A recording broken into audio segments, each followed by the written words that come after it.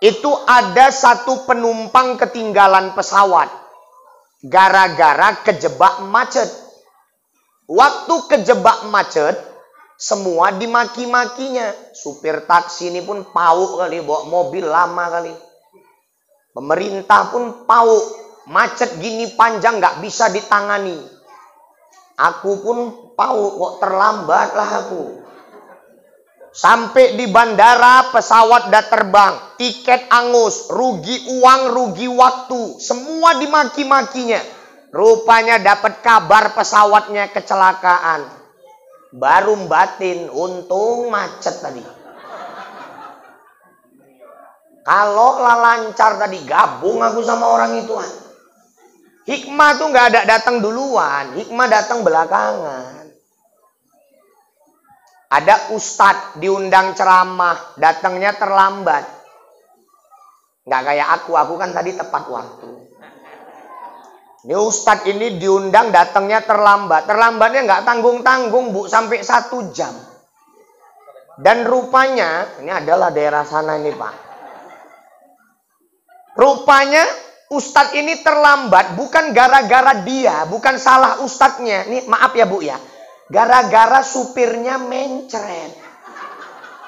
Jadi bolak-balik harus nyari toilet. Sehingga SPBU, sehingga masjid. Panitia udah nelponi aja. Ustadz mananya kok belum sampai? Ini jamaah ada kumpul semua. Ustadz tadi direpeti panitia, dia pun emosi lah dilampiaskannya sama supirnya. Walaupun congok kali, semua kau makanin. Entah siapa nyuruh kau mencret. Tengoklah ini. Panitia udah nelponi, marah-marah dia. Sampai di lokasi acara, rupanya acaranya belum mulai. Kan bisa, Bu, ustadz belum sampai, acara mulai dulu, nanti ustadznya sampai tinggal ceramah, kan bisa. Ini acara belum mulai. Rupanya gara-gara di depan lokasi acara itu baru terjadi kecelakaan beruntun. 5 mobil hancur lebur. Dan kecelakaan itu terjadi 1 jam sebelum ustadznya sampai. Ustadznya terlambat 1 jam. Nengok kecelakaan itu ustadznya batin. Ya Allah, kalau aku datang tepat waktu. Mungkin salah satu dari 5 mobil yang remuk itu ya mobilku. Langsung didatanginya supirnya, dipeluknya. Untung Riko mencret. Gak sia-sia, awis sesuk mencret meneh lah. Betapa mencret saja bisa membawa hikmah. Makanya harus terima. Semua yang terjadi hari ini terima. Ini laki ibu, mau macam mana pun bentuknya ini kayak gini nih laki ibu. Udah itu yang terbaik dari Allah. Bini bapak nih kayak gini bentukannya. Memang udah ini yang terbaik dari Allah. Nggak usah dibanding-bandingkan sama laki orang. Kalau dicari yang sempurna nggak akan jumpa, Bu. Karena setiap orang ada lebih ada kurang. Makanya kalau mau rumah tangga awet, jangan tengok kekurangan pasangan, tengok kelebihannya. Misalnya laki ibu macam setan lah tingkahnya. Narkoba, mabuk, judi, selingkuh. Kalau ibu mau korek-korek, pasti ada lebihnya. Tapi ku inget-inget dari dulu sampai sekarang, gak pernah dia nampar aku. Nunjang pernah. Nggak pernah dia kasar, nggak pernah dia main tangan. Ada lebihnya kalau mau dicari-cari. Makanya rumah tangga kalau mau awet jangan tengok kurang, tengok lebih. Ibu ditanya pengennya suami yang kayak mana? Yang soleh, pinter, ganteng, kaya, anak orang kaya, anak tunggal, bentar lagi bapaknya ninggal. Ini sempurna kali nih. Tapi sampai kapanpun ibu nggak akan jumpa laki-laki sesempurna itu. Laki-laki sesempurna itu hanya ada di satu tempat. Indosiar. Itu pun nggak sempurna-sempurna kali, Bu. Ujung-ujungnya selingkuh. Orang satu hari itu 3 episode, Bu. Aku hafal ceritanya. Pertama kan orang itu nikah. Awalnya miskin, tapi karena usaha jadi orang kaya. Udah kaya datang pelakor. Tergoda suaminya selingkuh. Terzolimilah istrinya, duduk di atas sejadah pakai telekung sambil doa netes air matanya. Ada musiknya, ku menangis. Biasanya kalau udah ku menangis, suami sama selingkuhannya kena azab. Biasanya kecelakaan. Udah kecelakaan, datanglah polisi. Yang polisinya asik wawa itu aja orangnya. Udah ku tandai mukanya itu. Yang ada tek laletnya itu pasti wawa itu aja. Dibawalah ke rumah sakit. Rumah sakitnya pun itu aja. Dokternya pun wawa gendut itu aja. Udah cacat suaminya pak. Kadang-kadang kakinya puntung, matanya buta. Ditinggal pergi sama selingkuhannya. Istrinya juga yang tulus ikhlas ngerawat dia. Ya kan bu? Barulah dia sadar, tobat, balik ke istrinya. Tamat. Sekarang kalau udah tamat, ada perempuan pakai baju serba putih di taman-taman, ada lampu-lampunya, ada lilin-lilinnya, ya kan? Apa lagu ceritanya? Jadi kalau dicari yang sempurna nggak akan jumpa. Kami ditanya pengennya yang kayak mana? Ya kami maunya yang cantik, soleha, pinter, jago masak. Tapi nggak akan ada. Pasti ada lebih, ada kurang. Maka jangan tengok kurangnya, tengok lebihnya. Jadi Bapak Ibu yang dimuliakan Allah, jangan berburuk sangka. Minta aja yang terbaik sama Allah dan yakin apa yang terjadi itulah yang terbaik. Jadi salah satu hikmah dari Isra wal Mi'raj adalah membersihkan hati. Selain dibuang kotoran-kotorannya, cara membersihkan hati banyak-banyak dengar ceramah. Banyak-banyak dengar tausiah, nasihat, itu membersihkan hati bu. Sekarang ibu udah enak mau dengar ceramah, nggak mesti ngundang ustadz. Ibu tinggal buka YouTube, tulis ustadznya mau siapa, judulnya apa, jumpa tinggal dengeri. Cuman jangan pula besok ibu buat maulid nggak ngundang ustadz, pasang YouTube, taruh mic, kami ustadz tumpur lah. Lain lah ngaji lewat YouTube sama langsung ya kan. Jadi Bapak Ibu yang dimuliakan Allah, dengar nasihat bisa membersihkan hati. Kemudian banyak-banyak baca Quran, banyak-banyak berzikir. Ada ustadz, orang yang suka dengar ceramah, pengajian rajin, tapi tingkah lakunya nggak berubah. Berarti hatinya udah keras, hatinya sudah membatu. Kata Nabi, antalina qalbak. Cara melembutkan hati, melunakkan hati, imsah bira'sil yatim wa at'amil miskin. Usap kepala anak yatim, kasih makan fakir miskin. Itu melembutkan hati. Cuman anak yatim tadi ya dikasih amplop juga lah, nggak sekedar diuwek-uwek aja kepalanya. Ya pun batin, wah, nguwek-nguwek aku pun iso. Jadi Bapak Ibu yang dimuliakan Allah, bersihkan hati. Apalagi kita nih kan mau jumpa bulan suci, hati harus suci. Kalau nanti hati Bapak Ibu nggak lurus, maka ibadah yang Bapak Ibu lakukan di bulan Ramadan tidak dapat menghapuskan dosa-dosa Bapak Ibu. Nanti waktu ibadah di bulan Ramadan, pastikan hati ini bersih. Semua yang dilakukan puasa, tarawih, tadarus semata-mata lillahi ta'ala. Jangan ada embel-embel yang lain. Karena kata Nabi apa? Man shoma Ramadan, man qoma Ramadan, man qoma Lailatul Qadar imanan wahtisaban ghufira lahu ma taqaddama min dambi. Siapa yang berpuasa, siapa yang tarawih, siapa yang beribadah di malam Lailatul Qadar, imanan wahtisaban, semata-mata karena iman kepada Allah, semata-mata mengharap pahala hanya dari Allah, maka ghufira lahu ma taqaddama min dambi, diampunkan seluruh dosa-dosanya yang lalu. Tapi syaratnya satu, lillahi ta'ala. Ada rupanya Ustadz, orang yang puasa nggak lillahi ta'ala, banyak lah. Bang, abang kenapa puasa bang? Cuman namanya mertuaku di rumah puasa. Sekeluarga puasa semua, masa aku nggak ikut sahur? Apa kata saudaraku? Nah ini rusak ibadahnya. Ibadah seperti ini tidak akan menghapuskan dosa-dosanya.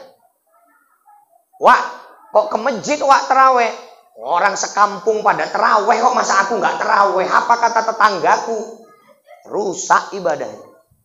Makanya hati ini harus bersih. Yang pertama. Kedua, kita udah sama-sama tahu lah Bapak Ibu ya, Isra wal Mi'raj ini adalah ulang tahunnya ibadah sholat. Jadi ini kita memperingati ulang tahun sholat, Pak. Cuman ku tanya sama ibu jawab jujur. Ibu tadi sholat Isya di sini atau habis Isya baru ibu datang ke sini? Aku is hafal kelakuanmu, Bu. Pak, belajar dari satu masjid. Saya nanti ada mengisi tausiah di sana juga, Isra Mi'raj ini. Saya pernah ke sana juga dulu. Saya lupa nama masjidnya, tapi di daerah Tani Asli. Kampung Lalang. Saya pernah tausiah Isra Mi'raj di situ. Jamaah yang menjadi peserta Isra wal Mi'raj, itu semuanya ikut sholat berjamaah Isya di masjid itu. Jadi habis sholat Isya nggak ada lagi cerita nunggu jamaah kumpul. Karena jamaahnya udah kumpul dari sebelum Isya. Semuanya sholat Isya berjamaah. Siap Isya acara langsung mulai. Karena semua orang sudah berkumpul. Karena yang diperingati ini ulang tahun sholat. Masa awak yang datang pun belum sholat. Jadi Isra Mi'raj ini muhasabah Pak. Kita perbaiki kualitas ibadah sholat kita. Saking pentingnya sholat Bu, Allah nggak mau nitip perintahnya kepada malaikat Jibril. Kalau puasa, zakat, haji dan lain-lain, Allah titip sama Jibril. Jibril nyampaikan kepada Nabi Muhammad. Kalau sholat, saking pentingnya perintah ini, Allah nggak mau nitip sama Jibril. Allah undang Nabi Muhammad langsung ke Sidratul Muntaha menerima perintah sholat. Awalnya 50 waktu, tapi kita nggak akan sanggup. Akhirnya nego jadi 5 waktu. 5 waktu pun setengah mati jaganya. Kenapa ibu harus sholat? Pertama, kata Nabi, man tarokas sholata muta'ammidan faqad kafara jihara. Siapa yang meninggalkan sholat dengan sengaja, di mata Allah dia kafir yang nyata. Jadi sholat itu pembeda orang Islam sama orang kafir. Walaupun KTP-nya Islam, kemana-mana berjilbab, kemana-mana belobe. Tapi kalau suka meninggalkan sholat dengan sengaja, di mata Allah dia bukan Islam. Di mata Allah dia kafir. Mati dalam keadaan meninggalkan sholat dengan sengaja, bisa jadi matinya mati kafir. Orang yang mati kafir, khalidina fiha abada, kekal dalam neraka selama-lamanya, tidak akan merasakan surga. Yang jadi masalah nih satu Bu, kita nggak tahu kita matinya kapan. Maka jangan coba-coba ninggalkan sholat, takutnya pas lagi ninggalkan sholat, di situ pula datangnya ajal kita. Suami ibu koma di rumah sakit, udah nggak bisa apa-apa, badan nggak bisa bergerak, dia tetap wajib sholat selama nyawanya masih nempel di badan. Makanya kalau ibu jaga suami lagi sakit, setiap waktu azan, itu ibu wajib membisikkan di telinganya. Bang, udah masuk waktu zuhur bang, sholat bang. Dia akan merespon, udah nggak bisa bergerak lagi, isyarat mata pun udah nggak bisa lagi. Dia sholat tetap wajib dengan hatinya. Kalau setelah dibisikkan dia sholat dengan hatinya, habis itu dia mati, selamat.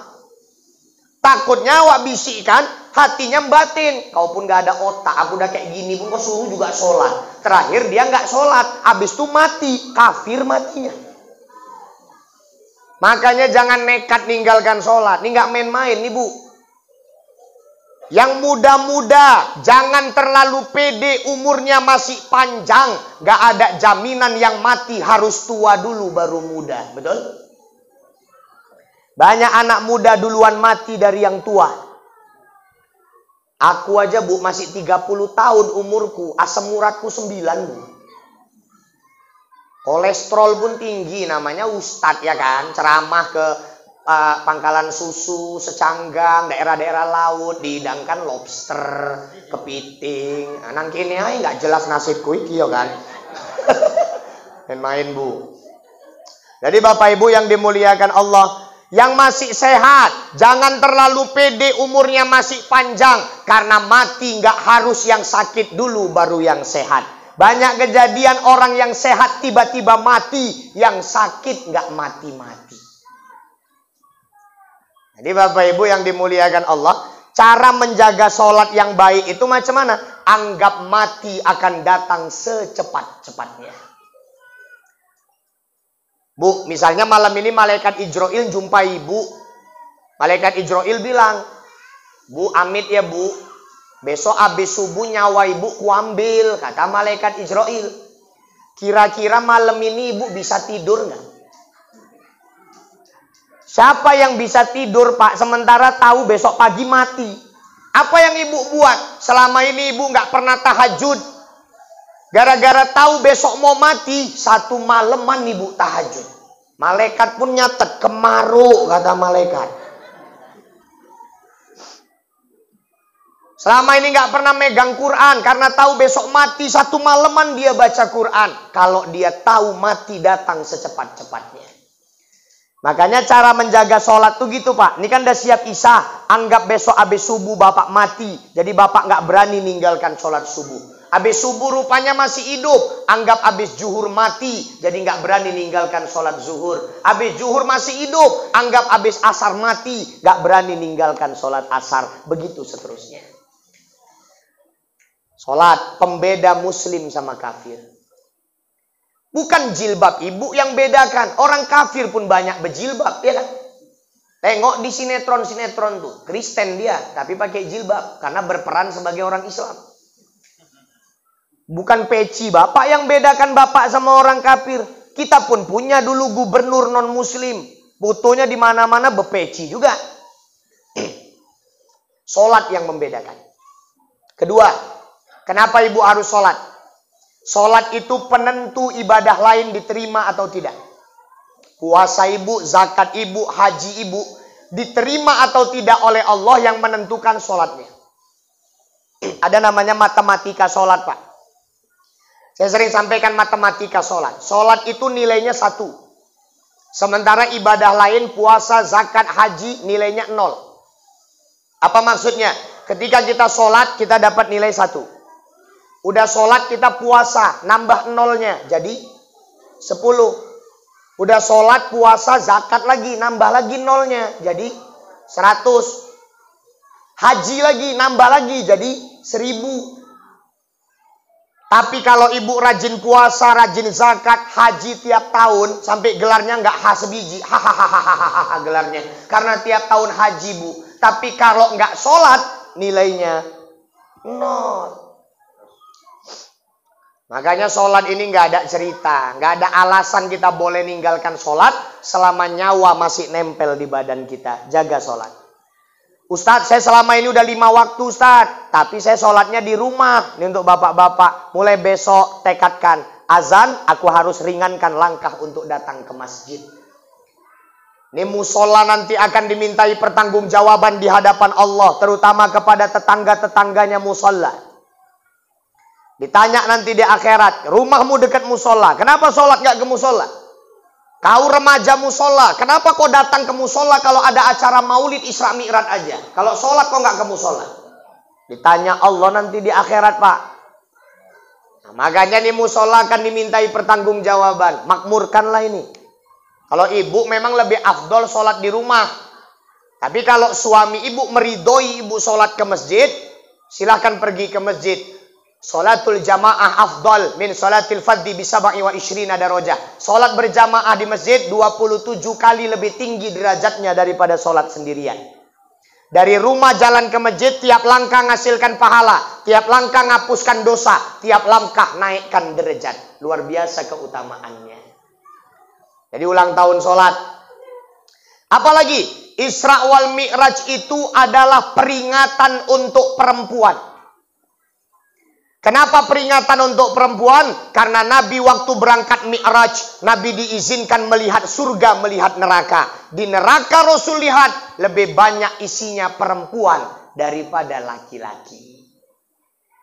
Kenapa perempuan masuk neraka? Pertama, di neraka Rasul tengok banyak perempuan menggunting-gunting lidahnya sendiri. Kemudian dimasukkan minyak panas ke kerongkongannya. Nabi tanya sama Jibril, itu kenapa Jibril? Kata Jibril, Muhammad, itu istri yang selama di dunia lidahnya selalu menyakiti hati suaminya. Maka Allah berfirman kepada istri-istri Nabi, la tarfa'u aswatakum fawqa sautin Nabi. Jangan kau angkat suaramu melebihi suara Nabi. Jadi seorang istri itu nggak boleh suaranya lebih tinggi dari suara suaminya.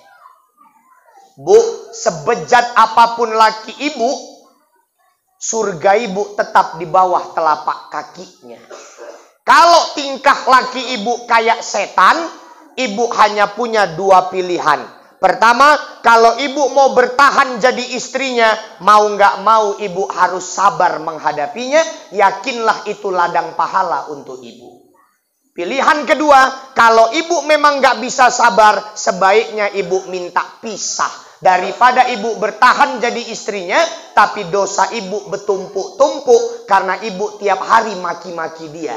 Karena ibu diajak berhubungan, ibu tolak. Tidak ibu penuhi hak-haknya. Maka ibu yang rugi, dosa ibu yang bertumpuk-tumpuk. Jadi kalau sanggup bertahan, silahkan sabar. Kalau nggak sanggup sabar, jangan bertahan. Rugi akhiratnya. Nah, jadi Bapak Ibu yang dimuliakan Allah, ibu sama suami ini jangan macem-macem, Bu. Slow aja, Pak. Aman. Tenang aja, Pak. Bapak pun jangan suka-suka hati lah. Bapak dibelain nanti suka-suka hati. Jadi ibu-ibu yang dimuliakan Allah, ada durhaka qauliyah, ada durhaka fi'liyah. Ada istri durhaka lewat ucapan, ada durhaka lewat perbuatan.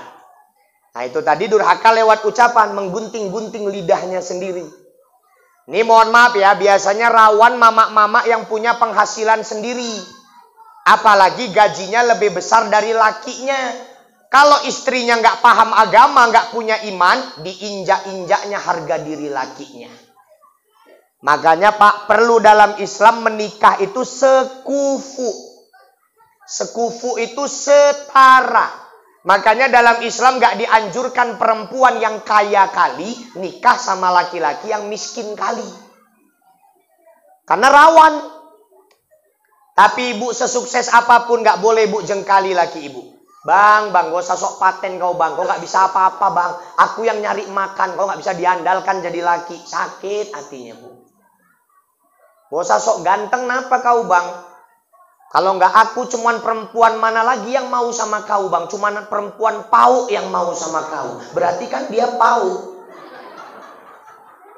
Durhaka lewat ucapan. Ada durhaka fi'liyah. Durhaka lewat perbuatan. Nabi tengok di neraka banyak perempuan kukunya terbuat dari tembaga. Kemudian dicakar-cakarnya mukanya sendiri. Nabi tanya sama Jibril, Jibril, itu perempuan kenapa? Kata Jibril, Muhammad, itulah istri yang selama di dunia sering berdandan berlebihan, mengharapkan pujian dari laki-laki selain suaminya. Sekarang ini zamannya, udah dandan, glowing, cekrek, masukkan Facebook, ditungguinya komentar-komentarnya. Berharap pujian dari laki-laki lain. Kata Nabi, seorang istri yang berhias, berdandan untuk laki-laki selain suaminya, dia dilaknat oleh seluruh malaikat. Jadi ibu, cantik ibu cuma untuk suami kalau istri soleha. Kalau untuk orang lain ala kadarnya aja. Untuk suami, setel kandas bu. Ibu mau pasang knalpot racing, suka hati bu. Ya. Jadi jangan durhaka lewat perbuatan. Ibu pun kalau mau cantik nggak usah banyak tingkah. Ngapain MS Glow, Scarlett. Pakai aja kosmetik umat Islam. Apa kosmetik umat Islam bu? Wudu, Wardah pula. Wudu. Kalau mau cantik awet muda, batal ambil lagi. Batal ambil lagi. Cantik awet muda ibu, kenceng kulit ibu. Saking kencengnya bu, macam Valentino Rossi. Kenceng kali. Ya. Jadi pertama, perempuan masuk neraka karena jadi istri durhaka. Jangan ibu pergi kemanapun, melakukan apapun tanpa ridho dari suami. Balik lagi, ibu nggak tahu matinya ibu kapan. Ibu mati dalam keadaan suami tidak ridho, sial ibu di akhirat. Makanya jangan coba pergi kemanapun suami nggak ridho. Walaupun pergi Isra Mi'raj, ibadah sunnah tanpa ridho suami, hukumnya berubah menjadi haram. Ibu mau ke masjid, suami ngelarang, ibu haram ke masjid. Ibu pamit misalnya tadi, bang, aku izin ya bang, ada Isra Mi'raj ini bang, di musola, aku mau dateng. Enggak, kata laki ibu. Aku malam ini pengen berduaan samamu. So sweet banget, ya kan? Abang ini lucu lah, orang mau ngaji masa nggak boleh. Ini sedep nih bang, yang ceramah ustadznya bang, eceknya nih, eceknya. Aku pokoknya mau pergi bang. Pigilah kau sana. Aku nggak ridho, kata laki ibu. Ya udah bolos, pokoknya aku pergi. Abang pun lucu, orang mau ngaji nggak abang kasih. Pergi ibu, suami nggak ridho. Jalan ibu ke musola. Rupanya aku karena ngejar waktu bu, agak terlambat datang. Aku agak ngebut. Terakhir dari belakang ibu ku tabrak, gerbek, ninggal ibu. Niatnya mau nengok ustadz, terakhir ibu dibunuh sama ustadz. Ketika itu ibu mati dalam keadaan suami ibu sedang tidak ridho kepada ibu. Neraka ibu. Nah, makanya kemanapun pergi suami harus ridho. Mau wirid, izin sama suami. Suaminya kerja ustadz, WA. Beb, wirid yo beb. Enggak apa-apa bu. Jangan malu walaupun udah tua, romantisan tuh jangan malu. Karena rumah tangga yang paten ya gitu pak. Udah tua tapi masih romantis. Selama ini kan awal-awal nikah aja nggak ketulungan. Istrinya jalan ke sandung. Aduh bang, pelan-pelan deh, sakit. Nakal batunya ya, puk batunya puk. Macam orang pau lagi. Nanti udah puluhan tahun nggak ada lagi romantisnya. Makanya nggak apa-apa, udah tua-tua manggil suaminya beb, yang say. Apa itu say bang? Saiton deh. Jadi bapak ibu yang dimuliakan Allah. Pertama, perempuan masuk neraka karena jadi istri durhaka. Kedua, kenapa perempuan masuk neraka? Di neraka Rasul lihat banyak perempuan digantung dengan rambutnya sendiri. Karena semasa hidupnya dia sering menunjukkan rambutnya, menunjukkan auratnya di hadapan orang yang bukan mahramnya. Jadi ibu pakai jilbab jangan wirid aja. Pakai jilbab jangan ke masjid aja. Kemana-mana yang bisa ditengok orang bukan muhrim pakai jilbab. Ke kedai pakai jilbab. Nyapu halaman pakai jilbab. Orang lewat-lewat, ya kan Pak? Model orang nyapu halaman ini lain-lain bu. Ada mama-mama nyapu halaman pakai singlet. Ada. Ya Allah, betul Pak. Aku pernah tinggal di Selesai. Aku tinggal di Selesai kan bu, di rumah kebon ini. Pas depan rumahku Pak, itu janda Pak. Umurnya masih 30-an. Nyapu halaman pakai tank top, ke kedai pakai tank top. Makanya aku betah tinggal di situ. Aurat bu, aurat dijaga. Ini hati-hati anak-anak gadis nih, yang mama-mama muda yang masih ada fotonya di Facebook, Instagram nggak pakai jilbab, nunjukkan aurat. Hari ini juga hapus, dosanya dosa jariah. Ribuan orang nengok aurat kita di sosmed, ribuan orang dosanya kita panen. Makanya jangan main-main sama aurat. Ibu jaganya lebih payah daripada kami. Karena aurat kami sikit. Cuman dari udel sampai lutut. Ya kan Pak? Ya. Jadi bapak sholat gak usah pakai baju nih, sarungan aja. Atasnya naikkan nutupi udel, bawahnya nutupi lutut. Sholat gak pakai baju bu, sah sholatnya. Tapi kok ya wong pesong. Tapi sah. Tapi kalau ibu auratnya luas, makanya jaganya payah. Aurat ibu seluruh tubuh, kecuali wajah sama telapak tangan. Kalau ada ibu tengok orang pakai cadar, itu pahamnya lebih bagus, lebih aman. Bagi mereka aurat seluruh tubuh, kecuali mata sama telapak tangan. Jangan lewat orang bercadar, diejek, ninja sawit, ngomongin. Tuh lebih paten pahamnya, aman. Pakaianmu yang memuliakanmu, pakaianmu yang bisa membuatmu terhina.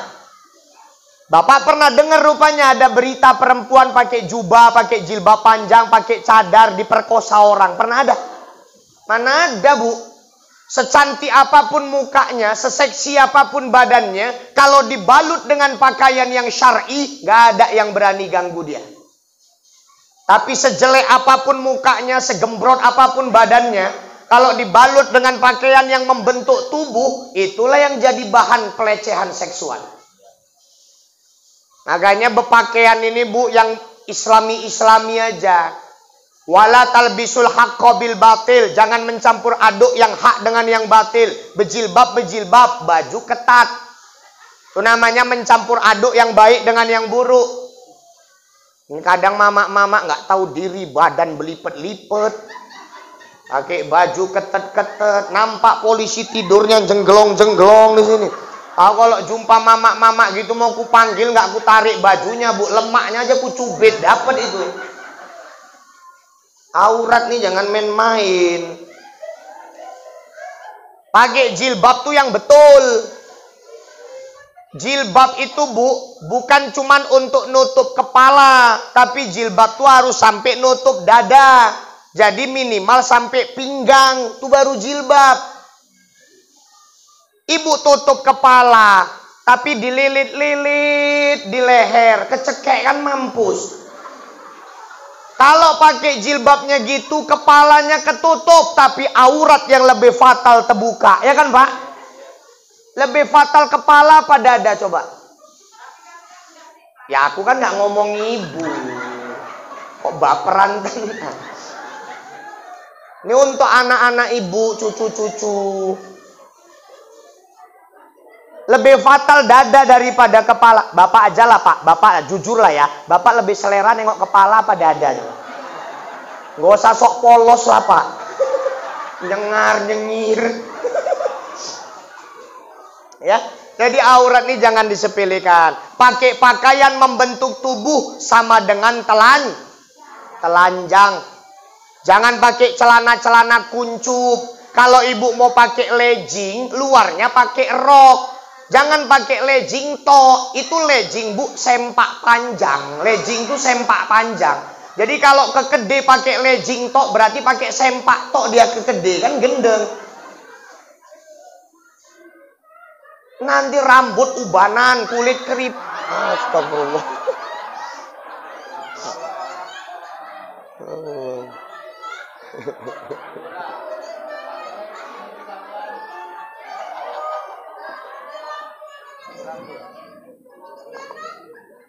Kan Allah, maka Isra wal Mi'raj ini pertama harus menjadikan kita orang yang lebih taat dalam ibadah, terutama sholat kita, ya. Dijaga sholatnya karena pembeda antara muslim dengan kafir adalah sholat.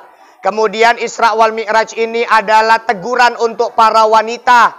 Ya Bapak Ibu, ibu-ibu mudah-mudahan semuanya menjadi ahli surga. Tidak termasuk golongan-golongan yang saya sebutkan tadi. Dan yang terakhir, Isra wal Mi'raj ini adalah hikmahnya membersihkan hati. Karena Nabi dibersihkan hatinya sebelum berangkat Isra wal Mi'raj. Maka sebelum masuk kepada bulan suci, hendaknya kita mensucikan hati kita. Sehingga semua ibadah yang kita lakukan di bulan Ramadan, lillahi ta'ala, semata-mata mengharap pahala dari Allah. Tidak peduli apa kata manusia. Mudah-mudahan apa yang saya sampaikan walaupun gak banyak, bisa bermanfaat. Sekarang ceramah ini gak musim juga panjang-panjang kali, Bu. Aku mau ceramah lama-lama kali pun malu sama Ustadz Somad, Pak. Ustadz Somad aja ceramah cuma 1 jam, ya kan? Masa awak mau lebih? Jadi, Bu, ceramah ini nggak penting panjang. Pendek, tapi masuk semua. Daripada panjang, tapi masuk separuh, ya kan? Ibu aja lah, enakan pendek masuk semua, apa panjang masuk separuh? Ini ceramahnya ini. Jadi mudah-mudahan bermanfaat. Mohon maaf atas segala kekurangan. Kita ketemu lagi lain waktu, lain kesempatan. Assalamualaikum warahmatullahi wabarakatuh.